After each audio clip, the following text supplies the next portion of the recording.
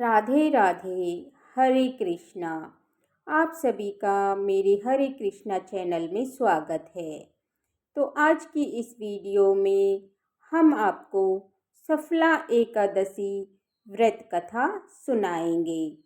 पौष मास के कृष्ण पक्ष में द्वादशी तिथि एकादशी होती है।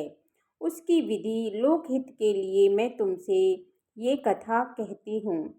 इस एकादशी का नाम सफला है। इसके नारायण अधिदेव हैं। विधि पूर्वक उनका पूजन करें और विधि से ही एकादशी का व्रत करना चाहिए। हे राजन, जो सदा एकादशी व्रत करते हैं वे सर्वथा मेरे प्रिय हैं। अब सफला एकादशी पूजन की विधि सुनो। व्रत के दिन अच्छे ऋतु फलों से मेरा पूजन करें। स्वच्छ नारियल का फल, बिजोरा, जभीरी, अनार, सुपारी, लौंग और अनेक प्रकार के आम के फल और धूप से विधि पूर्वक भगवान का पूजन करें। सफला दीपदान का विशेष महत्व रहा है। रात्रि में विधि पूर्वक दीपदान करना चाहिए। जब तक नेत्र खुले रहें तब तक एकाग्र चित्र हो रात्रि में जागरण करें। उसके पुण्य का फल सुनो। हे नराधिप, उसके समान न तो यज्ञ है, न तीर्थ, न संसार में कोई व्रत है। 5000 वर्ष तपस्या करने से जो फल मिलता है वह सफला एकादशी के व्रत को करने से मिलता है। हे राजशार्दूल, अब सुनो। महिष्मती राजा की चंपावती नाम की प्रसिद्ध पुरी थी। राजा के 4 पुत्र थे। उनमें लुपक नामक बड़ा पापी था। वह परम स्त्रीगामी, जुआरी और वैश्यागामी था। राजा के पुत्र की ऐसी दशा देखकर राजा ने राज्य से निकाल दिया। तब लुपक मन में सोचने लगा कि पिता और बंधुओं ने मुझको त्याग दिया है, अब मुझको क्या करना चाहिए।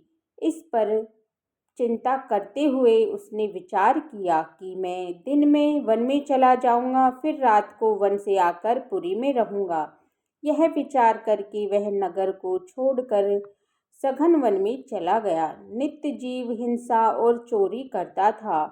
इस प्रकार उस पापी ने सारे नगर में चोरी की, पहरेदारों से उसको पकड़ लिया, परंतु राजा के भय से छोड़ दिया। वन भगवान को अत्यंत प्रिय था। वहाँ अति प्राचीन पीपल का पेड़ था। उस वन में लोग उस वृक्ष को देवता की तरह मानते थे। उसी स्थान पर वह पापी लुपक रहता था। निंदित और दुष्कर्म करते हुए उसको पौष कृष्ण सफला एकादशी दिन याद आया। हे राजन, 10वीं की रात्रि को वस्त्रहीन होने के कारण शीत से पीड़ित होकर बेहोश हो गया। शीत के कारण पीपल के नीचे उसको नींद नहीं आई और वह मृत के समान हो गया। दांतों को कटकटाते हुए रात बीत गई। सूर्य उदय होने पर भी उसको होश नहीं आया। सफला एकादशी के दिन लुपक बेहोश पड़ा रहा। चैतन्य होने पर थोड़ी देर बाद वह अपने आसन से उठा। वह पग पग पर गिरता पड़ता लंगड़ते की तरह यानी लंगड़े की तरह चलने लगा।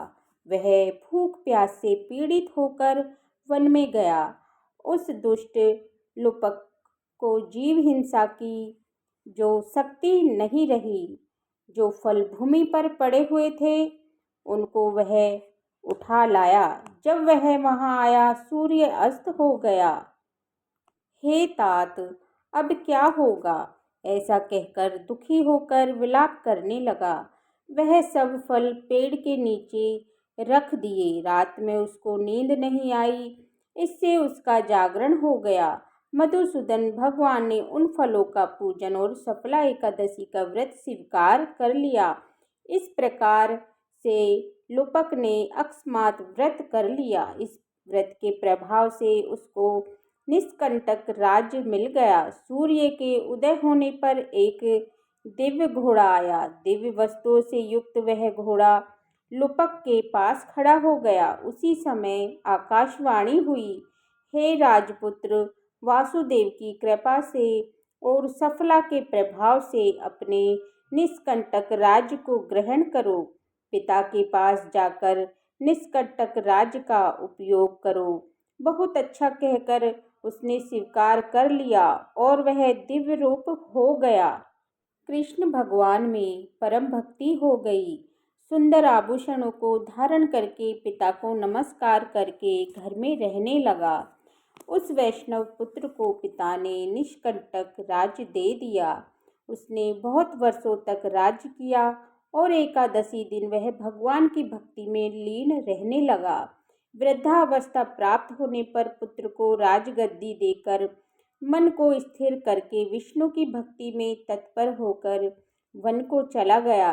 इस प्रकार से जो सफला एकादशी का व्रत करते हैं या सफला के महात्म्य को सुनते हैं, कथा को सुनते हैं, वे इस लोक में यश लेकर निसंदेह मोक्ष को प्राप्त करते हैं। बोलिए श्री विष्णु भगवान की जय, माता लक्ष्मी की जय, सभी देवी देवताओं की जय। तो फ्रेंड्स, ये थी सफला एकादशी की व्रत कथा।